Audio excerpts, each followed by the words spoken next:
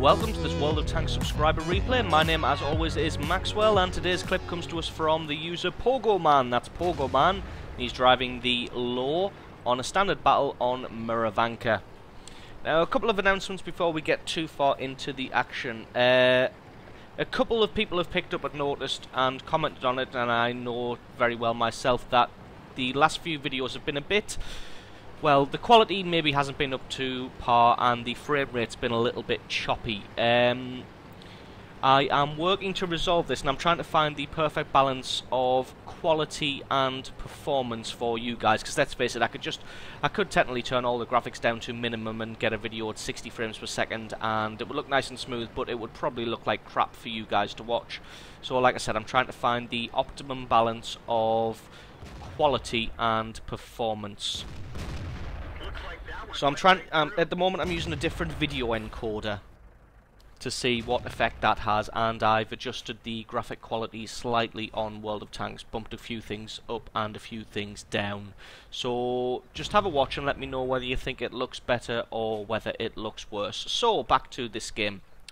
We've got Pogo Man driving a Lowe, which I think is a fantastic tank, although it is horrendously expensive. I think it's still about 12,000 gold if you want to buy that, which is about £37, or the equivalent in your local currency. Now, it's not very often I've actually seen a standard battle on Murovanka, and more often than not when playing on this map you'll have an encounter. It's been a while since I've seen one of these, so this should be quite interesting.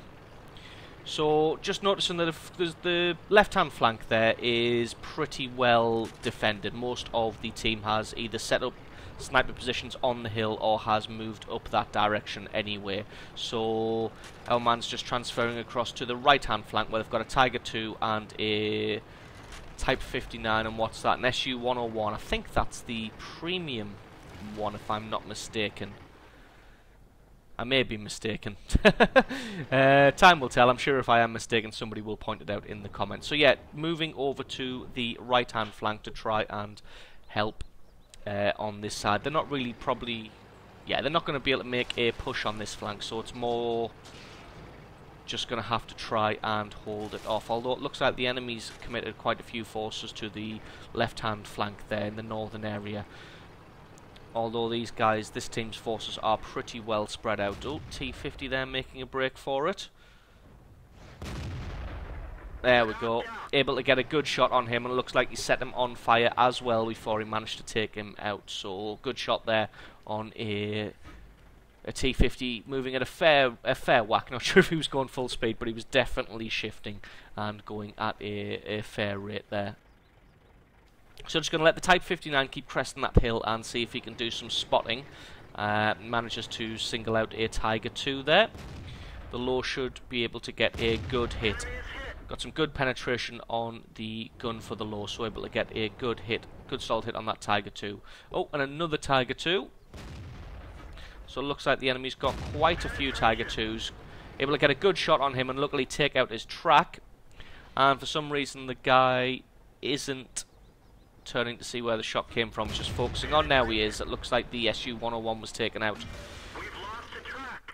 So managed to return fire and get a hit on the Lowe's track. Unfortunately, I think that's probably all he's going to be able to do, because I think that's pretty much all that is sticking out from the side of this building. And the Lowe, yeah. So not quite able to get the kill there, but taking him down to 21 hit points. So good work there. But it looks like the enemy has pretty much taken this little hill here.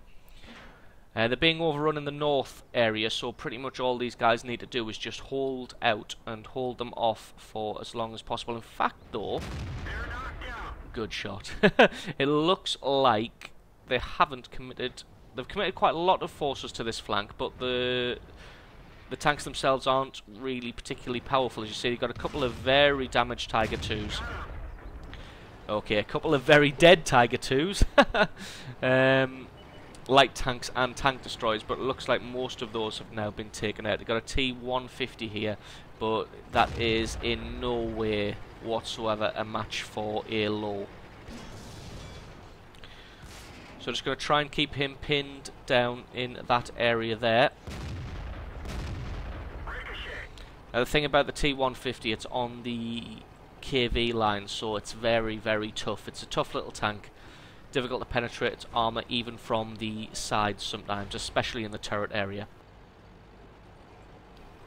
So just keeping an eye out for this guy, because you don't want to let him get in on your base and run amok, because the artillery's there camped down in the K's there at K3, so you don't want to let him stay on the opposite side of that little hill there and get in on base, because then you'd be in serious trouble.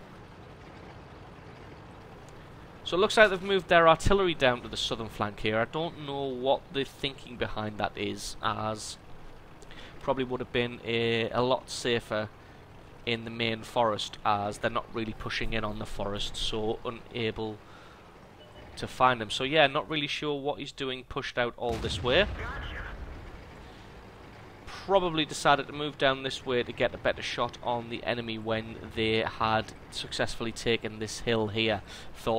Probably thought that he'd be pretty safe here with all the forces that they had. Unfortunately, they were outclassed.